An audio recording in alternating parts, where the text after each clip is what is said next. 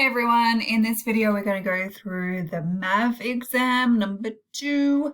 So long exam number 2, it's 2 hours. So it is made up of multiple choice and extended response type questions.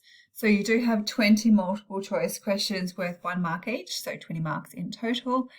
The section B, the extended response section, doesn't have to be 4 questions, but it is 60 marks. So the order that you do your questions, you don't have to do them multiple choice and then extended response. You might want to do the extended response first, do the questions you can do, and then go on to the multiple choice. It's up to you. You don't have to do them in chronological order.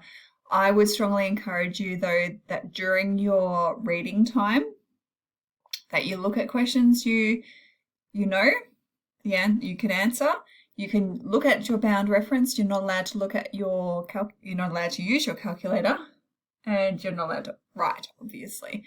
So during that time, really think, well, should I start with multiple choice or should I start with extended response? Which question should I start with? And any question that you come across that you're like, yeah, nah, have no idea, just leave it and come back to it later. Now, with multiple choice questions, do remember that you don't lose marks if you get it wrong. So it's best to guess at the end if you have no idea, because guessing will give you a 20% chance of getting it right. And I tell you what, 20% is pretty good. All right, if you had a lottery draw and it was 20% chance of winning the jackpot, you would have everyone buying a ticket. So 20% better than 0%. Okay, let's scroll on. So in this video, I'm just going to do the first 10 multiple choice questions. I'll cover the next 10 in a separate video. And then the extended response questions I will probably do in separate videos as well, just to keep them a little bit manageable. And, you know, as exciting as I like to think I am, I also am pretty aware that, you know, after some time, we'll probably drift off. So let's do the first 10 questions in exam 2. All right, so for the graph of y equals -2 cos x on 3 minus 1 on 2, the amplitude and period are. Okay, so your amplitude is always the coefficient of sine, cos, or tan. Now, oh, actually, sorry, tan doesn't have an amplitude, sine or cos. Now, it is 2, it can never be negative. Okay, so even if you had negative there, it's just 2. All right, so we can cross off A, B, and C. Now, the period we do need to calculate. So you should know that the period is 2 pi on n, and this is exam 2, so it should be in your bound reference. But you don't want to waste time looking at your bound reference. These are the sort of things you should know already. All right, so your value of n is just the coefficient of x. So in this case, it's 1/3. All right, so x on 3 is the same as 1/3 x. So n is equal to 1/3. So let's substitute that in. All right, so 2 pi times. Now, even if you couldn't do that by hand, you can use your calculator. All right, but let's just do that by hand. So 6 pi. So there we go, 2 and 6 pi. Questions like this, you might be asked for the range. We're not asked for the range here, but if you are asked for the range, just make sure you consider this. So this will affect range. All right, so that just means that your graph has been shifted down by 1/2. All right, but for this question, because we're just looking at amplitude, it doesn't affect your amplitude, it just affects your range. Okay, moving on to question number 2. So the function, so we've got the domain is any real number, okay, but, is a real number. G of x equals 1/1 plus 3x has the range. So we've got to actually find what the domain is. So what this means is it can be a real number, not an imaginary number, a real number. So we have to find what the domain is. So on the calculator, okay, what we need to do is take our function. So actually we don't need to, I'm just thinking whether we need to define it. So actually no, we don't need to, sorry, just talking to myself. So we're going to solve it. You could define it if you like. If you're a big fan of define, you can define it. So for the first one, I'm going to use y equals negative 0.5 equals, and let's just put our function in. So 1 over 1 plus 3x. And we're going to solve for x. Okay, so I get x equals negative 1.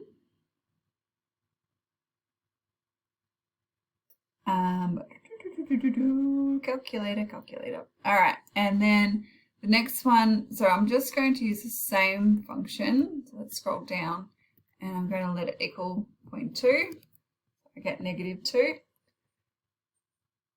Now, with this question, just before I move on to talking about these specific values, it does depend on what your function is. So this is a hyperbola. Okay, so that means that the way the graph is going is not going to mean that, you know, my domain is probably not going to be influenced by this range. It might, like if it was a sine graph, say, your sine graph goes up, down, so on. But this is a hyperbola that looks kind of like that. That's a terrible hyperbola, but, you know, basic shape. So at x equals negative 1, we're kind of, yeah, and then x equals negative 2 here. All right, we're not going to have, there's nothing in between. All right, there's no, you know, whereas if you had a sine graph, let's say we had this point here and this point here, well, clearly the maximum's up here. All right, so it does depend on your graph. So for this one, we can just substitute those 2 points in. Now, when y equaled negative 0.5, we've got x equals 1, so that means it's included. All right, so we want a square bracket. Probably not the best maths to put a square bracket there, but let's just do that. And x equals negative 2, because we substituted in negative 0.2, it has a curved bracket just like this one does. Now, when you're doing a domain, you do have to have your lowest value and then your highest value. So our lowest value for this one is clearly negative 2 with a curved bracket, and then negative 1 with a square bracket. So your answer for this one is going to be B. So just be careful with the order of your numbers and with the curved or square bracket. All right, moving on to question number 3. Okay, so we've got a polynomial here, so x to the power of 5, blah, blah, blah. Mn are elements of real numbers. If x plus 2 is a factor of f, so when it's a factor, it means that f of negative 2 is equal to 0. All right, so when it's a factor, just substituting in negative 2, and then x minus 1, the remainder is 5, so that means f of 1 is equal to 5. So what we can do is on our calculator, I'm going to define it just because it's so long, you know. Sorry, f of x equals, don't even know how to define, x to the power of 5 plus, now when you're doing two variables multiplied by each other, so m and x, it's going to be m times x to the power of 3 minus n times. So see how I put the times in? What am I doing? To the power of 2 minus 1. So just make sure you put a multiply sign in between your letters. Otherwise, it'll read it as mx, not m times x, which is really important. Okay, so then we can just go solve. So I know f of negative 2 is equal to 0. Not 2, 0. Actually, sorry, I'm not going to do it that way, because I did it that way earlier and I didn't get the right answer. I couldn't do it that way, basically. Let's do it this way. All right, f of negative 2 equals 0, and f of 1 equals 5. And we're solving for m and n. So m comma n, and there's your answer. So you can circle that straight away. Beautiful. All right, question number 4. So the following set of simultaneous equations will have no solutions. So no solutions means that they're parallel. Now, if they have one solution, so parallel, obviously you know what parallel means, so they never cross. One solution means they cross, and infinite solutions, a bit hard to draw, but they are, there's one line and the other line is right on top of it. They're infinite, same line. So no solutions means parallel. Now, when they're parallel, your coefficients of x and y are equal, but your constant is not equal. So if I said, took the coefficient of x, so n over n squared is equal to -2 on 6, but is not equal to m over m plus 1.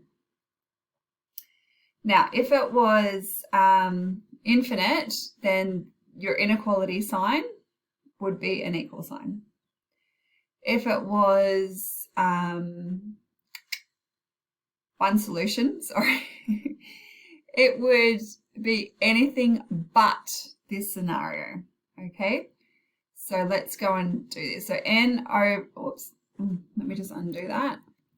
So n over n squared is the same as 1 over n, so I'm just simplifying that. And -2 on 6 becomes -1 on 3. So that means n is equal to -3. All right, so let's cross off what we don't want. So A, D, and E are not solutions. All right, so you now have a 50% chance of getting it right. Isn't that awesome? Okay, so because m and n cannot equal, so m over m plus 1 cannot equal -1/3. So on your calculator, you can just do that. Let's go to solve. All right, so you might be able to do this by hand actually, but you know, I'm not. So is not equal. We can use that symbol. 1 over 3, and we're solving for m. So m cannot equal -1/4. So for these to be no solutions, you can have any number you like, but you cannot have -1/4. All right, so it's C. Now, if it was m equals -1/4, then they would be infinite solutions. Okay, so C is your answer for no solutions. All right, moving on to question number 5. So an equation for the inverse function of the above graph could be, okay, so we've got a graph kind of, you know, looks like a hyperbola, maybe a truncus. What else could it be? Log? Looks cool. No, logs, maybe. But let's look at our answers to give us a hint. Okay, well, I'm going to deal with a truncus. Okay, so a truncus, you're going to have y equals a over x. Now, let's put the, what do we call them, asymptote straight in. So your vertical asymptote is x equals 1, so that's going to be x minus 1. And because it's not a hyperbola, just a hyperbola before, truncus, squared. I can't even remember. And then we've got a horizontal asymptote here at -3. Okay, so that's your equation. Now we've got to solve for A. So we know this point is on here, so I'm going to just substitute all that in. Now we can do that on the calculator, so let's just solve. That's not what we want. Okay, so we've got, I might just move my calculator so we can actually see the buttons. 5 equal, oh no, got ahead of myself. Solve 5 equals, all right, a over x minus 1 squared minus 3, and we're solving for a. Oh, what did I do wrong there? Oh, So this is why it's probably a good idea for me to look at the actual number. So 3 on 2, not x. There we go. A equals 2. So our equation is y equals 2 over x minus 1 squared minus 3. So that's the equation of this function that we can see. Now, we have to find the inverse. So remember, when you're finding the inverse, we just switch x and y. So it's going to be x equals 2 over y minus 1 squared minus 3. Now, this isn't really a hard one to do by hand. All right, it might look complicated, but it actually isn't. Now, when your unknown is on your denominator, you can just switch them over. So we can have y minus 1 squared equals 2 over x plus 3. To get rid of that squared, we're just going to take the square root of both sides. And then instead of y, I'm going to write negative 1 plus root 2 over x plus 3. Now, before I actually circle the correct answer, please make sure, if you got a question like this on exam 1, which you often do, use the notation f of negative 1. All right, don't leave it as y because it's wrong. All right, f of negative 1 we need to see. Now, just before I circle the correct answer, you could have already cancelled out a and b, okay, because b is our equation of f of x, and a is just another truncus. So our correct answer is E. All right, moving on to question number 6. So we've got a sine function. The maximum rate of change with respect of x occurs when? So remember, rate of change, we're going to take the derivative. So we need to find the derivative, and we're going to let it equal, actually, no, we're not. All right, so we're going to find the derivative. So let's just do that. Where are we?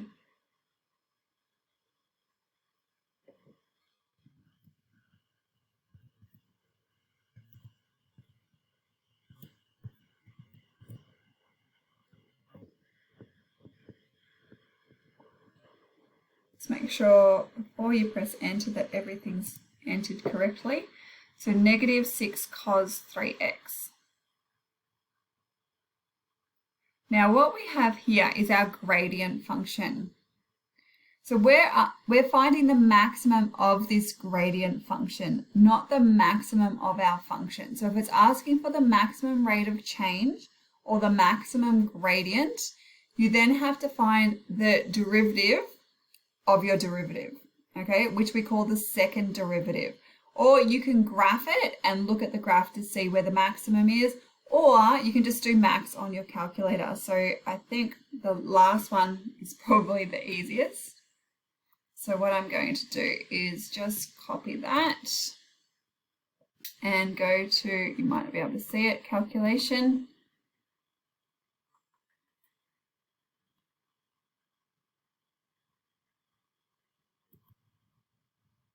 And it's not work for me. No, because I didn't press here.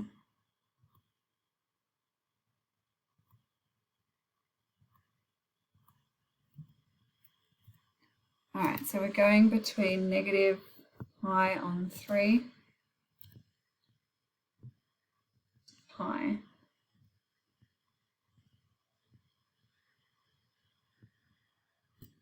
All right, so you can see my answers. I don't know what you saw before. So the maximum value equals 6, x equals, now what we have here are the turning points, but you can't calculate the gradient at an end point. So what we have in our domain is negative pi on 3 and pi are our endpoints. And you'll notice also on our calculator that negative pi on 3 and pi do turn up, but you can't take the gradient at an endpoint. So the only solution we have is pi on 3. Okay, so just remember that you need to go back and think about your domain. And if you're looking at your gradient, you can't take the gradient at an endpoint. So the answer is C. All right, question 7. So what do we got? F of x equals tan x and g of x equals root 2x plus 1 over its maximal domain. Just with tan of x, we're only looking at 0 to pi on 2, so we probably need to consider that domain as well. So let's look at, first of all, our function. So at least we can do some process of elimination if we can at least do the composite function. So h of x, what we're doing is substituting f of x into g of x. So g of x is the square root of 2x. So instead of x, I'm going to have tan x. And I might just make that a little bit longer. And then we've got plus 1. All right, so what I can do is just delete b and e. So it can be a, c, or d. Now, for a composite function to exist, remember you need to consider the domain and range of both g and f. All right, so your range of f has to be a subset of your domain of g, okay? So for your composite function to exist. So your domain of g is, what is it? Domain of g is any real positive value including 0. So we're basically going from 0 to infinity. No, sorry, that's not right. What am I doing? 2x plus 1 has to be greater than or equal to 0, so x has to be greater than or equal to negative half. All right, so your domain of g is from negative a half to infinity. All right, so your range of f, so your tan function, so tan of 0 is 0, and your tan, all right, and tan pi on 2 is actually an asymptote. So what, did I write there first of all? Asymptota. Okay, so that's why the pi on 2 is not included. So if we're thinking about the range, your graph, your tan graph actually keeps going to infinity. So our domain, sorry, not that, our range of f is from 0 to infinity. So our range of f is a subset of our domain of g, so that's fine. We don't have to do any restrictions or anything like that. Now, with your composite function, okay, so because the range of f is a subset of the domain of g, the domain of your composite function, h of x, is equal to the domain of f of x, which is 0 to pi on 2. So your answer for that one is A.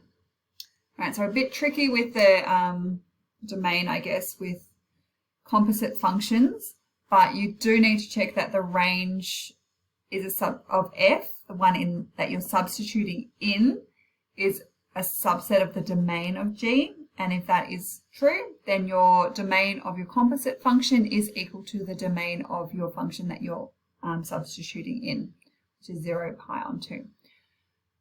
All right, moving on to question 8. So only a few to go. So a sequence of transformations applied to create the image rule y equals negative square root blah blah blah from the original function y equals negative root x in an appropriate order could be. Now, when I read this question, what I initially saw is we've got a negative here and a negative here. So that means no reflection has occurred. Just making sure that it hasn't been a reflection. So it can't be A and it can't be D. Okay, so we can't have a reflection because it's not the square root of x, it's negative root x. So it's already had a reflection. So I'm going to have another reflection. If it was one was positive and one was negative, then there would be a reflection. All right, what else stands out to me is this negative 1/4. So that means it's shifted down 1/4. So or translation 1/4 down. So B says 4 units down, and E says 1/4 down, and C says 1/4 down. So that's fine. So the only difference between C and E is we've got a translation of 1 for one of them and a translation of 1/3 for the other. Now, what we've got to do with the square underneath the square root sign is we've got 3x plus 1. So we do need to take out a common factor. So a common factor, sorry, not a common factor. We do need to take out the coefficient of x, which is 3, which leaves us with x plus 1/3. So that is your x-axis translation. So we've shifted to the left 1/3 units. So our answer is going to be E. All right, moving along. All right, question 9. So we've got another transformation question, but this time we've got transformations with matrices. So remember, with transformations with matrices, this is your, actually let's do this.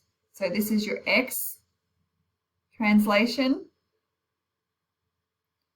So whether you've gone to the left or the right, and this is your Y translation, whether you've gone down or up.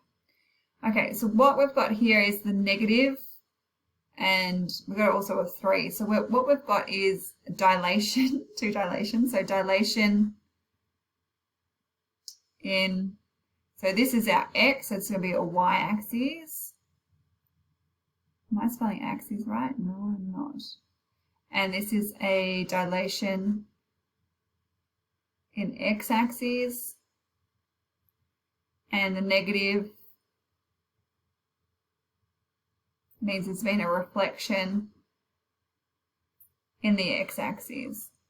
Now, I just did all that, and we don't have to describe the transformations. We've got to apply it to y equals negative x on 4. All right, so we're going from y equals negative x on 4.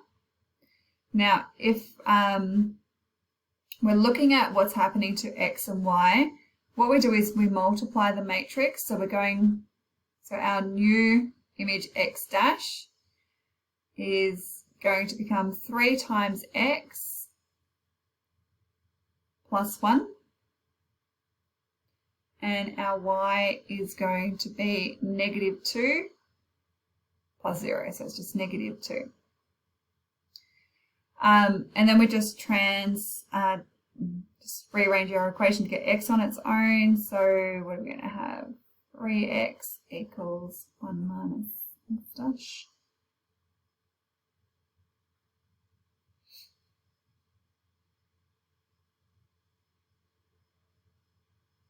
And then this one's going to become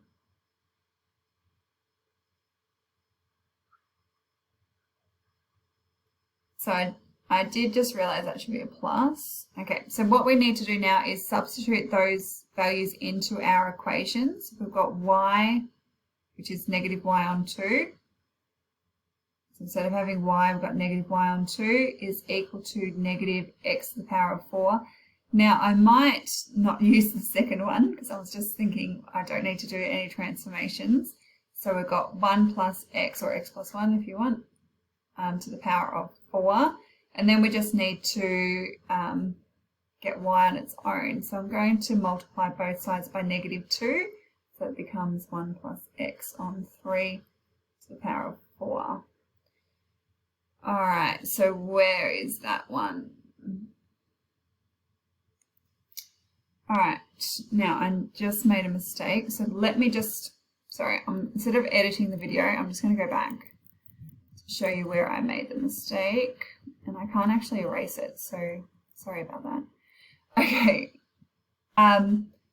this should be a negative.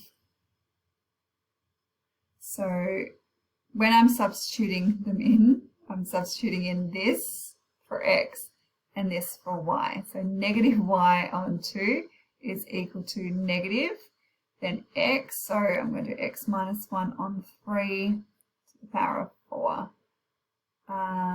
Just make sure that is all correct. Now, what I can see in my answers is it's not there. Did I forget? Oh no, I haven't rearranged it yet. So let's do y. There we go. All right. So at this point, it kind of looks a bit like D and E. So you might think, well, all right, at this point it's not in my answers, but what is 3 to the power of 4? So 3 to the power of 4 is 3 times 3, which is 9, times 3 times 3, which is 9. So 9 times 9 is 81. So we've got y equals 2, x minus 1 over 81. Now,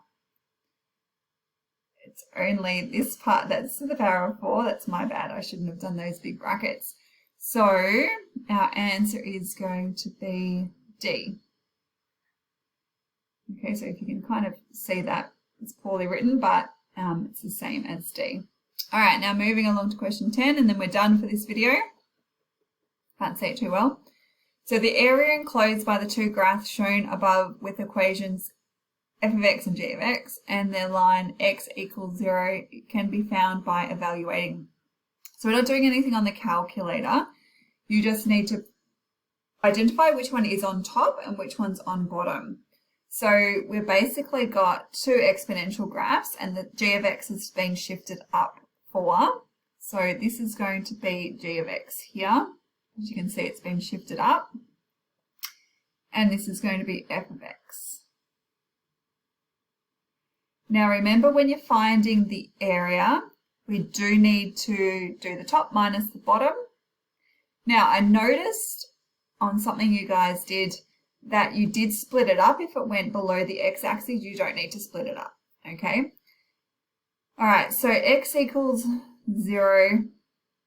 So we're going from, just trying to read this graph, it's a bit hard to see.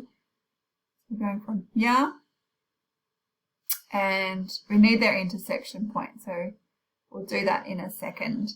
So we're going from 0 to whatever the upper limit is, and g of x is first, and then we minus f of x, and we've got d of x. Okay, so let's have a look at what we've got here, see if we can do some sort of process of elimination.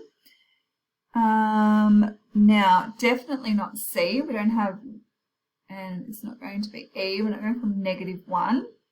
Now, they can have it around the other way, so I'm kind of like holding off on option A at the moment.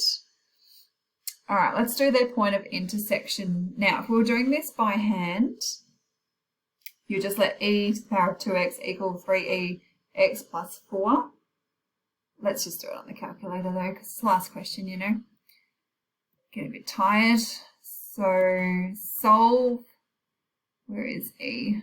E to the power of 2x equals 3 times e to the power of x plus 4 comma x. So 2 log 2. All right, just make sure 2 log 2 is also equal to, if we'll bring that to the power here, is log 4. And that's why I'm a bit skeptical about deleting A at the moment, because it's kind of like the flip of it. It can't be B, because we want g of x first. And then D is only looking at log of 2. So it needed to have that 2 there if it was going to be that one. So it is actually option A, which is kind of a bit annoying. But basically they've switched f of x and g of x around, all right, and then they switched the terminals to compensate for that. So just be aware of little tricks like that. That's very sneaky type of question, but just you need to be aware. So have confidence in your answers and don't, like with option D, it looks like it's the right one, but you've only got log of 2. It should be 2 log 2. So at that point, you should be like thinking, no, I'm pretty certain it's 2 log 2. And then you're crossing off option D. All right, guys, we'll leave it there and I'll do a second video for questions 11 to 20.